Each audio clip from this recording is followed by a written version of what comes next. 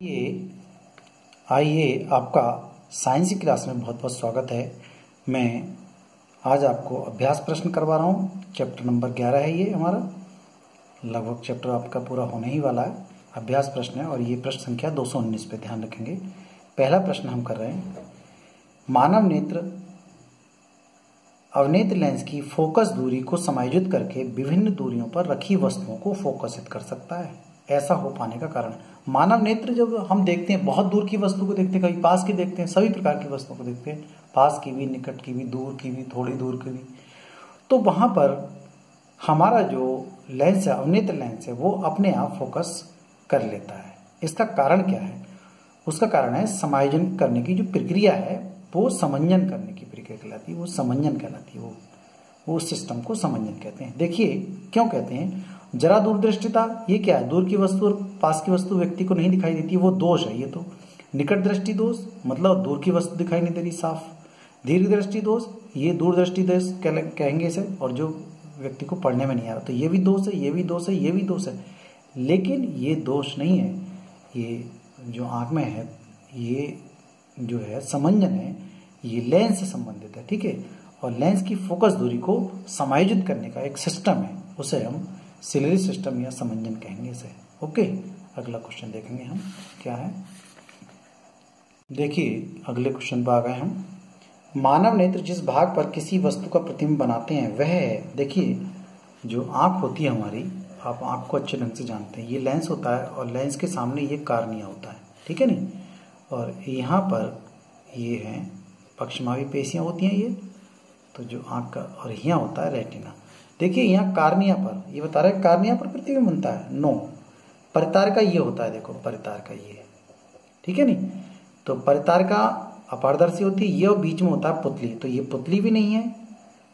प्रतिबिंब जो बनता है वो रेटिना पर बनता है, या इसको दृष्टिपटल कहते हैं। तो ये इसका आंसर सही हो गया, पुतली कैंसिल हो गया, पुतली ये होती है, परितार का ये होती है, कार्निया ये होती है, पारदर्शी भाग होता है। तो छोटे छोटे भाग आपको हम सिखा चुके हैं आंख में किस किस तरह से होते हैं, तो ये इन पर भी आपको क्वेश्चन आने चाहिए, 1 2 3, ठीक है नहीं। कार्निया क्या काम करती है? एक स्वच्छ मंडल है, ये प्रकाश, संपूर्ण प्रकाश यहीं से प्रवेश करता है। ओके, छोटी छोटी बातें आनी चाहिए। क्वेश्चन नंबर हम तीसरा देख रहे हैं, क्या है ये? दूसरा था, तीसरा क्वेश्चन देख रहे हैं। इसका आंसर दृष्टिपटल या रेटिना कहते हैं इसे। सामान्य दृष्टि के वयस्क के लिए सुस्पष्ट दर्शन की अल्पतम दूरी होती है लगभग, देखिए मैं इसमें समझाऊं आपको, इसकी दूसरी भाषा ये आ सकती है कि स्पष्ट दृष्टि की न्यूनतम दूरी कितनी होती है स्वस्थ आंख की। ध्यान रखें, स्पष्ट दृष्टि की न्यूनतम दूरी कितनी होती है, लगभग कह रहा है। तो लगभग क्या हम जानते हैं 25 सेमी होती है। तो स्टूडेंट क्या काम करता है, 25 तो लग रहा है, फटाफट निशान लगा करके और भाग जाता है। 25 मीटर लिखा है, इसकी यूनिट पे ध्यान दें, इसकी यूनिट पर ध्यान दें, जो मात्रक लिखा है इसका 25 मीटर गलत है, 2.5 सेंटीमीटर, 25 सेमी ये सही है इसका आंसर, 2.5 मीटर। तो ये लगा दिए निशान मैंने ताकि आपको भ्रम रहे। तो ये है 25 सेमी दूरी पर इसका जो न्यूनतम दूरी होती है वो होती है स्वस्थ आंख की। ओके, ध्यान रखेंगे। और जब जाता है ना स्टूडेंट लगा करके, अरे मैंने तो जब दरवाजे के बाहर निकलता है एग्जाम दे करके, तो कहता अरे मैंने तो गलत कर दिया भाई, देखा ही नहीं कितना सरल क्वेश्चन था, है। तो इस पे ही छोटी छोटी बातें आपको ध्यान देने की होती हैं। अगला क्वेश्चन देखेंगे हम, अवनेत्र लेंस की फोकस दूरी में परिवर्तन किया जाता है। देखिए अवनेत्र लेंस की फोकस दूरी में जो परिवर्तन किया जाता है, एक मैं बताऊं आपको, ये पक्षमावी पेशियों के बीच में ये नेत्र जो है वो व्यवस्थित होता है, ये पक्षमावी पे, और ये पक्षमावी पेशियां क्या करती हैं, इस लेंस को छोटा बड़ा करती हैं, फोकस दूरी घटाती हैं बढ़ाती हैं।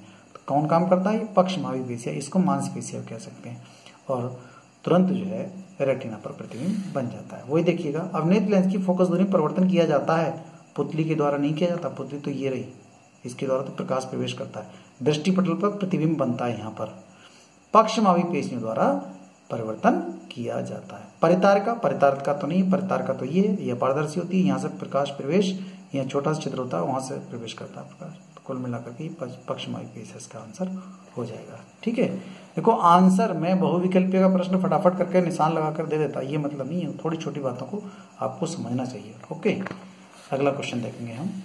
क्वेश्चन नंबर 5 है, ये 5वां क्वेश्चन है, किसी व्यक्ति को अपनी दूर की दृष्टि को संशोधित करने के लिए -5.5 डायोप्टर, देखो ये क्षमता दे रखी है, शक्ति दे रखी है, क्षमता के लेंस की आवश्यकता है अपनी निकट की दृष्टि को संशोधित करने के लिए उसे 10 प्लस का 1.5 डायोप्टर क्षमता, ये भी क्षमता दे रखी है, ये भी क्षमता दे रखी है, ये दूर की क्षमता दे रखी है। ठीक है, क्षमता के लेंस की आवश्यकता संशोधित करने के लिए आवश्यक लेंस की फोकस दूरी क्या होगी दूर की दृष्टि के लिए और निकट की दृष्टि के लिए। हम ये पहला सवाल करेंगे, दूर की दृष्टि के लिए क्या है, देखिए पी का मान दे रखा है, क्षमता हम जानते हैं 5.5 और दूसरी क्षमता दे रखी है पी बराबर माइनस का 1.5 प्लस का। ठीक है, ये डी, तो ये जो क्षमताएं दी हैं, ये क्षमताएं दी हैं, तो डी दे रखी डायोप्टर में। ध्यान ये देना है आपको कि जब भी डायोप्टर यहाँ लिखा हुआ आएगा तो उसकी फोकस दूरी निकल करके आएगी